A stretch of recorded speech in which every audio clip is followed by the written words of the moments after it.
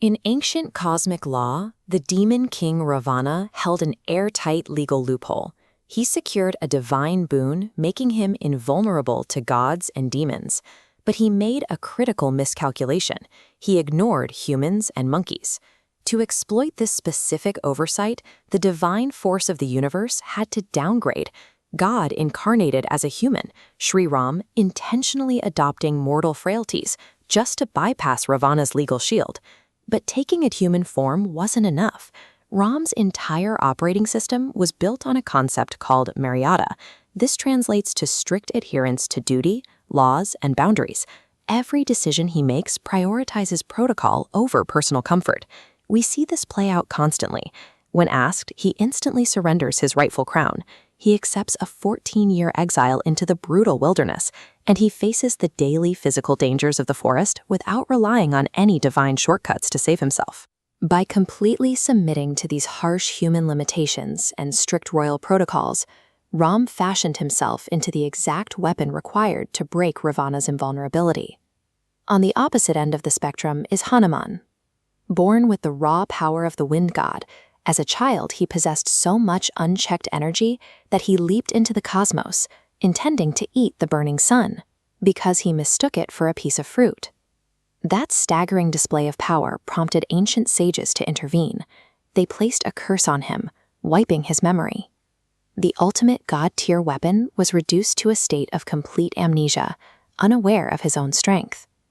This illustration captures the core dilemma of the Ramayana.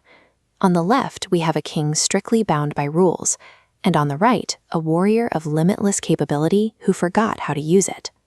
Saving the world requires bringing these two opposing forces into perfect sync. The two halves finally intersect in the forests of Kishkinda. Hanuman approaches Ram disguised as a simple Brahmin to gather intelligence, but quickly sees through the human exterior, recognizing Ram's divine nature. Their alliance moves forward until the mission hits a literal wall. The search for Ram's abducted wife, Sita, stalls at the edge of a massive ocean. Ram's strict adherence to human limitations means he cannot simply fly across it. It takes an elder bear named Jambavan to trigger the solution. He pulls Hanuman aside and reminds the warrior of his divine lineage and his childhood leap toward the sun, specifically telling him that his power is needed to serve Ram.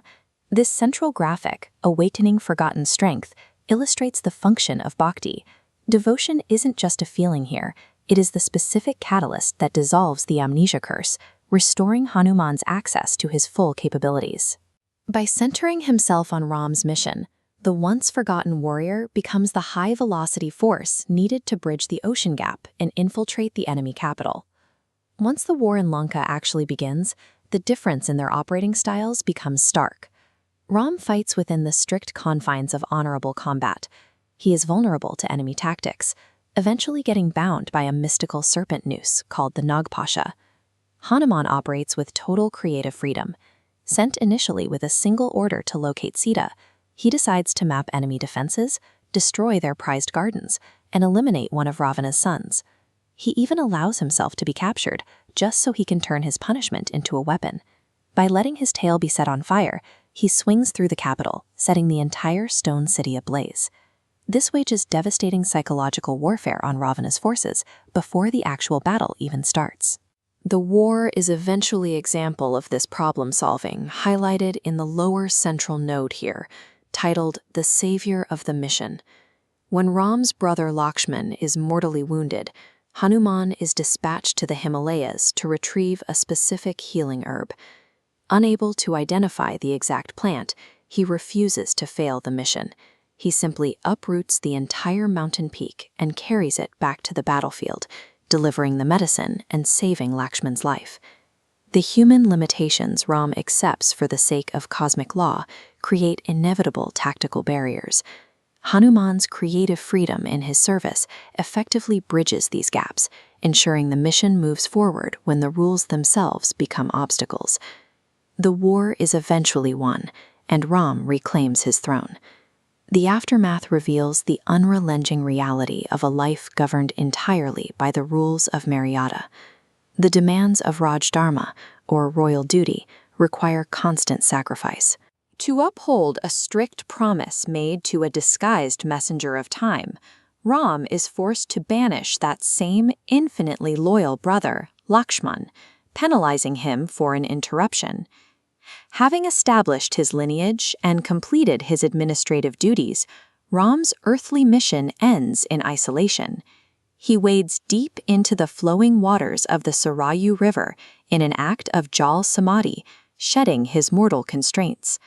The path of strict, boundary-driven duty succeeds in maintaining cosmic order, but it extracts a massive toll of tragic isolation and relentless personal loss.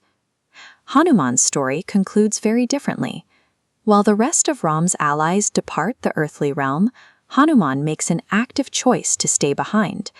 Looking at the final text box in the bottom right, his legacy is defined. Hanuman asks Ram for earthly immortality. He seeks no celestial reward, wanting only to live on earth for as long as the story of Ram is told.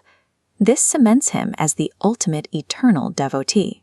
He finds complete and total fulfillment in the act of service itself, rather than in the spoils of the war he helped win. Defeating the ultimate evil required a flawless tandem. It demanded the strict, self-sacrificing law of the king, perfectly balanced by the boundless, selfless devotion of his greatest servant.